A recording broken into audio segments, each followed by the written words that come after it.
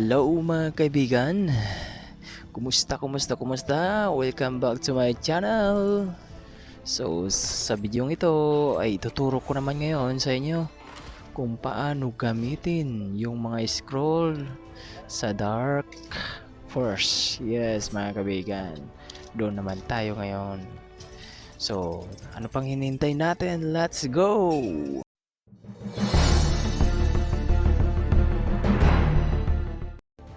So, ayan nga mga kaibigan, nandito na tayo sa Dark Force.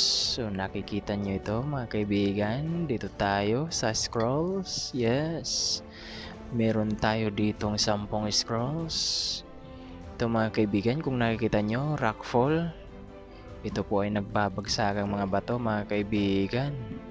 Yes, opo. Crushing damage when hitting the enemy. Yan po, pag tinamaan yung kalaban nito talagang bawas buhay din sila mga kaibigan. Sunod naman itong gloom. In the description, in the selected area, dark energy gathers. It blocks visibility to enemies, limiting their attack range as well as reducing damage and resistance. Yes mga kaibigan, di rin basta nakikita masyado yung units mo. Yes, kasi na ano ba, yung na dumidilim yung kapaligiran kasi nito eh. Yun po mga kaibigan. Siyempre dito naman tayo sa Ring of Fire mga kaibigan. Oy, yan. Ito namang Ring of Fire na ito, talagang ano rin ito mga kaibigan, medyo mainit kasi nga apoy at sumasabog din ito mga kaibigan pag ibinagsak mo ito sa tapat ng mga kalaban mo. Ayan po, nadadamage po syempre yung buhay nila. At dito naman sa recovery mga kaibigan, itatapat mo naman ito sa mga tao mo para yung buhay nila na nabawasan ay makaka-recover.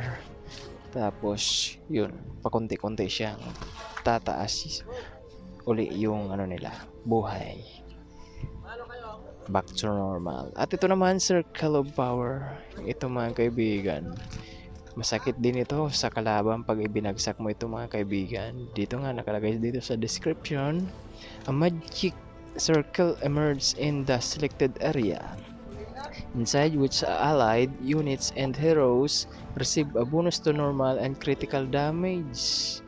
Yan po mga kaibigan, critical damage talagang mangyayari sa mga kalaban pag binagsak mo ito sa kanila. At nakalagay din dito sa allied units naman and heroes receive a bonus. Yun, makaka-receive naman siya ng bonus, kabaliktaran doon sa kalaban. Yan. So both side pwede mong lagyan ito, itapat o ibagsak, kasi kadalasan talaga ginagamit lang naman ito pag nasa laban na, kaya halo-halo naman yung kalaban at yun allied units mo. So dito naman mga kaibigan, dito sa sabotage, so halimbawa yung mga defense nito or kung ano pa man yan ay tinatapat lang po ito sa mga building ng yung kalaban at yung mga function niya ay ma-stop. Opo mga kaibigan, ma-stop yung mga function niya kapag itinapat mo ito sa building ng yung kalaban. Halimbawa kung nagre-recruit sila ng mga tao, yun ma-stop din yun. Yung nagmimina, may stop din yun. Yung mga yan po mga function niya, yan sinasabi, may stop lahat po yon. So dito naman sa sharp turns, pag ibinagsak mo naman ito sa kalaban, madadamage din po yung kalaban. At nakalagay nga dito, temporarily slow down, so babagal yung pagkilos nila mga kaibigan. Yan po. Sunod, dito naman sa slave whip. Ito nga, ginagamit naman ito sa mga worker slave Sa orc lang po ito. Siyempre, doon lang to sa Dark Force nga. Kaya sa mga orc or slave lang, ginagamit ito. Pinapalo po sila pag pabagal-bagal. Pag ginamitan po nito, ay bibilis yung kanilang trabaho, yung production ay madodouble po mga kaibigan. At sunod, ito namang hiring acceleration. Tinatapat lang po ito sa mga barracks po mga kaibigan para mabilis yung pag-recruit ng mga tao. Yan po mga kaibigan. Sunod mga kaibigan, dito sa Eye of Providence. Yes mga kaibigan. Ito yung ginagamit naman ito mga kaibigan doon sa lugar na kung saan ay madilim. Ito ay nagbibigay ng liwanag kapag itinapat mo po ito doon sa lugar na madilim. So kadalasan, ibinabagsak po ito ay doon po sa lugar na kung saan ay pinaghihinalaan mo pong nandoon yung kampo ng yung kalaban mga kaibigan.